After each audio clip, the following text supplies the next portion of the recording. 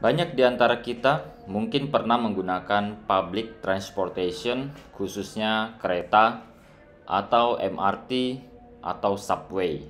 Di beberapa negara memiliki penyebutan yang berbeda. Saat menggunakannya, kita mungkin pernah melihat satu panduan dan peta ya, yang terlihat simpel dan mudah dimengerti. Anda mungkin tahu maksud saya. Peta ini berupa garis horizontal, vertikal, dan miring sekitar 45 derajat garis-garis ini, dan terdiri dari beberapa warna-warni ya. Tahukah Anda bahwa peta dengan desain seperti itu telah dimulai untuk digunakan sejak kurang lebih 90 tahun yang lalu di London. Berjumpa kembali pada video kali ini, saya akan sharing mengenai satu topik masih terkait dengan proses inovasi. Dalam proses mewujudkan inovasi di perusahaan, kita akan bertanya, mulai dari mana? Langkah awalnya bagaimana? Tahap apa yang perlu kita lakukan lebih dulu? Mungkin akan banyak praduga dan pemikiran muncul di awal saat akan memulai proses inovasi. Bagaimana jika teknologi yang ada belum mendukung? Bagaimana jika personil organisasi tidak mendukung? Dan bagaimana kemungkinan yang bisa terjadi saat kita akan memulai proses inovasi ini? Saat kita sedang sibuk merancang strategi untuk diterapkan di organisasi, maka mungkin sekali saat kita akan merealisasikan di lapangan, inovasi tersebut ternyata sudah kadaluarsa atau sudah banyak yang mendahului kita. Bagaimana menyikapi kondisi ini?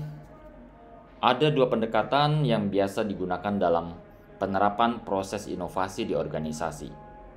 Pertama, dikenal dengan istilah proof, plan, execute, dan yang lainnya disebut dengan act, learn, build. Dua istilah ini masih menjadi perdebatan baik para peneliti maupun praktisi bisnis mengenai mana yang lebih efektif di lapangan untuk mewujudkan proses inovasi organisasi. Kita coba lihat di sini. Proof, plan, execute pada dasarnya adalah proses di mana organisasi memerlukan data yang cukup akurat untuk dikumpulkan, kemudian organisasi menyusun perencanaan dan melakukan proses eksekusi inovasi yang ada kemudian. Namun yang kita perlu ketahui adalah realitas di lapangan saat kita bicara inovasi yang sangat baru dan mungkin belum ada selama ini, maka saat kita bicara data yang akan digunakan untuk perencanaan, dari mana kita bisa mendapatkan data-data tersebut? Akan sangat sulit menurut saya. Pengalaman proses inovasi yang berhasil pada banyak organisasi menunjukkan bahwa hampir semuanya menggunakan strategi realisasi inovasi yang dilakukan secara perlahan, bahkan terkesan sebagai satu gerakan yang senyap, yang artinya gerakan inovasi yang dilakukan hanya diketahui oleh sedikit pihak dalam organisasi, ya, seperti pada kasus tata kelola kereta bawah tanah di kota London. Jika kita pernah menggunakan fasilitas MRT, maka kita mungkin bisa memahami jalur perjalanan kereta kita melalui peta yang biasanya disediakan di dinding kereta ataupun berupa kartu kecil. Inovasi ini dikembangkan pada tahun 1934 ya, oleh Harry Beck dari perusahaan kereta bawah tanah di kota London dan digunakan hingga saat ini di dalam kereta hampir di seluruh dunia.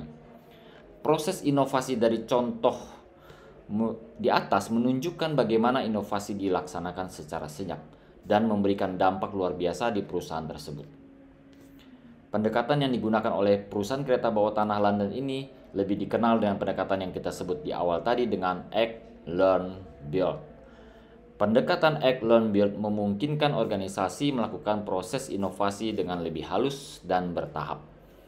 Dengan uji coba kecil dan semakin besar, melihat data dari setiap hasil uji coba yang dijalankan, dengan hasil ini organisasi bisa menyusun langkah besar berikutnya. Terima kasih, semoga video ini bisa menginspirasi kita semua.